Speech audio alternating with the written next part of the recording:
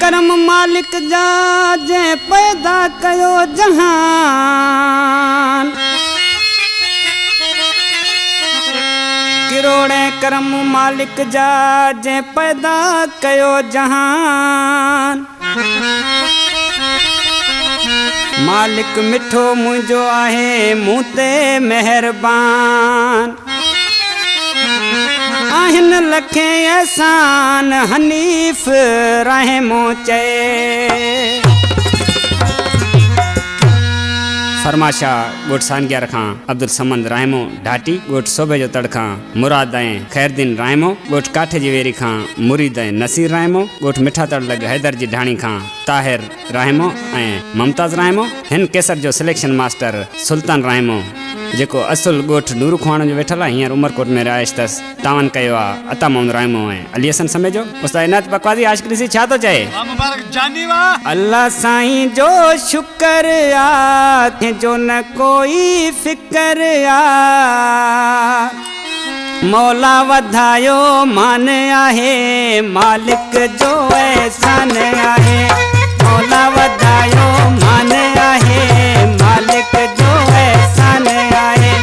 अल्लाह साईं जो शुक्र आ जो न कोई फिकर आ।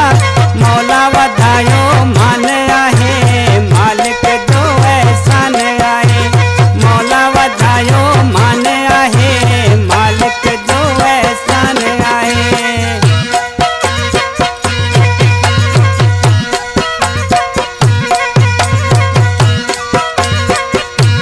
जियो सवालिन खास करे जियो।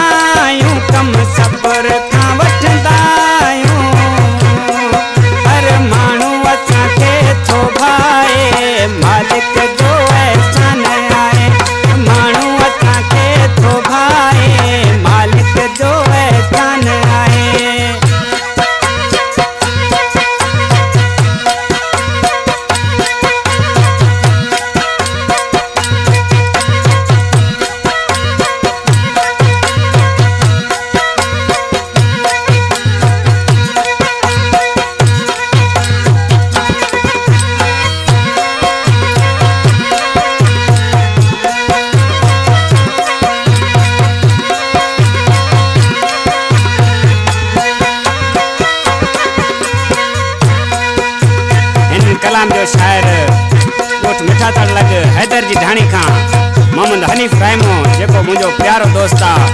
इसी नाले वारी मिसर में शायर छा तो चए? चवे हनीफ